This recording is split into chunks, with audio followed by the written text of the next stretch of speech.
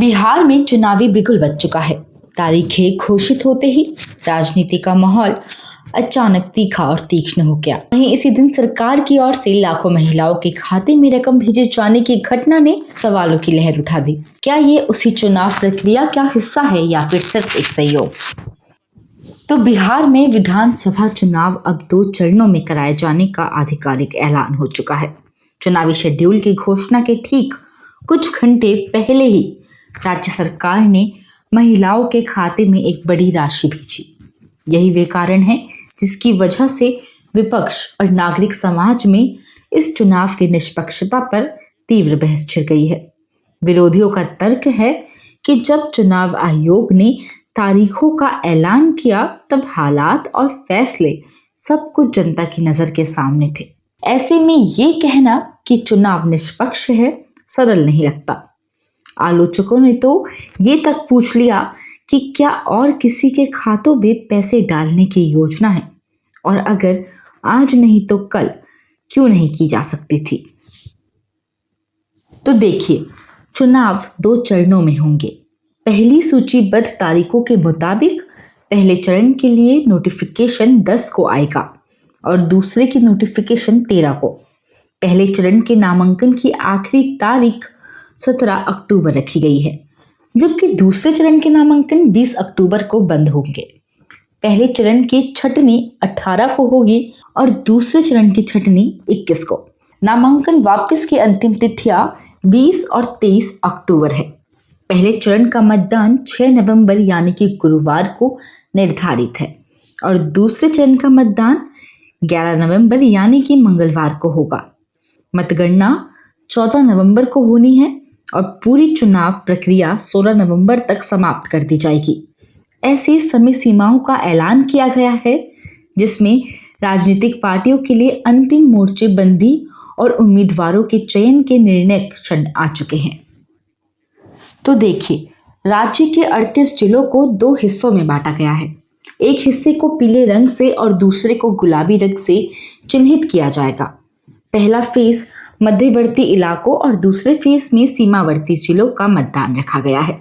इस विभाजन के अनुसार पहले फेज में गोपालगंज, सिवान, मुजफ्फरपुर, दरभंगा, सहरसा, मधेपुरा, खगड़िया, मुंगेर, लिखासराय, शेखपुरा, नालंदा, पटना, भोजपुर, बक्सर, वैशाली, समस्तीपुर और बेगूसराय में मतदान होगा।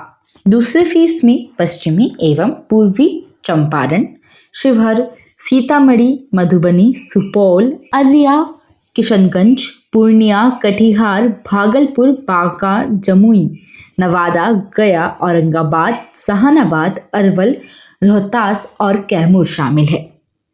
जी हाँ, आपको बता दें कि राजनीतिक दलों ने चुनाव के चरणों को लेकर अलग अलग मांगे रखी थी। जेडीयू और आरजेडी चाहती थी कि छठ के बाद एक ही चरण में चुनाव कराए जाए, परंतु ये संभव नहीं हो पाया और 2 चरणीय व्यवस्था अपनाई गई। प्रचार प्रसार के मोर्चे पर अब बड़ी पोस्टरिंग, बड़े घोषणा पत्र और दृश्य प्रचार की साजिशें शुरू हो चुकी है, जिनमें ताल ठोक कर वादे और बड़े सपने जनता के सामने रखे जाएंगे।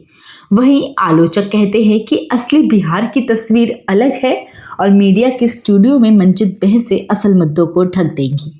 तो देखिए, ऐसे समय पर नागरिक जीवन की वास्तविकता पर रिपोर्टर ने विस्तार से गौर कर रहे हैं।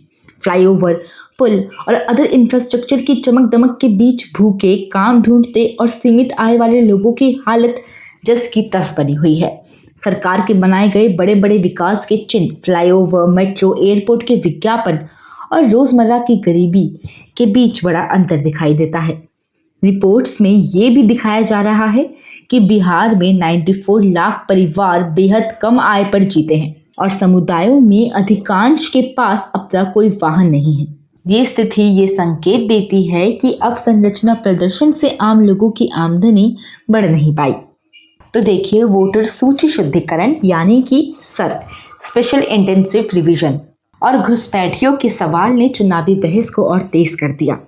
एसआईआर के बाद वोटर सूची में बड़े पैमाने पर नाम हटने और जोड़ने के आंकड़े सामने आए। कुछ के अनुसार लाखों नाम कटे, कुछ को जोड़ा गया। प्रेस कॉन्फ्रेंस में सवाल उठे कि क्या एसआईआर में किसी विदेशी नागरिक या घुसपैठी का पता चला और अगर हाँ तो संख्या क्या है, पर इस सवाल का संतोषजनक जवाब आज तक प्रसारित मीडिया के सामने नहीं आया। इस प्रकार घुसपैठ के वादे और उसकी वास्तविक जांच दोनों ही सार्वजनिक बहस का केंद्र बने हुए हैं। चुनाव आयोग ने कहा है कि शिकायतों के निवारण के लिए फॉर्म 17C तथा वीवीपीएटी मिलान पर जोर दिया जाएगा और मतदाताओं के लिए हेल्पलाइन 1950 भी उपलब्ध कराई गई है। इस चुनाव में पहले वोट देने वाले 14 लाख से अधिक युवा, 3.5 करोड़ महिला मतदाता और 3.92 करोड़ पुरुष मतदाता शामिल है। यही वे जनसंख्या है जिसके चुनाव में निर्णायक प्रभाव की उम्मीद जताई जा रही है।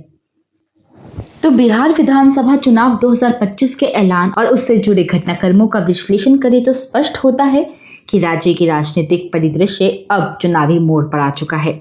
चुनाव आयोग द्वारा तारीखों की घोषणा के ठीक पहले सरकार की ओर से महिलाओं के खाते में करोड़ों रुपए भेजे जाने की खबर ने चुनावी प्रक्रिया पर चर्चा को और तीव्र कर दिया। ये घटना न केवल राजनीतिक दलों के बीच बहस का केंद्र बनी, बल्कि आम जनता और मीडिया के लिए भी सवाल पैदा कर गई कि क्या इस तरह की आर्थिक कार्रवाई चुनाव की निष्पक्षता को प्रभावित कर सकती है या नहीं। चुनाव की तारीखों और चरणों की घोषणा के अनुसार बिहार में विधानसभा चुनाव 2 चरणों में होंगे। पहले चरण के लिए नोटिफिकेशन 10 अक्टूबर को आएगा, जबकि दूसरे चरण के लिए ये 13 अक्टूबर को जारी होगा।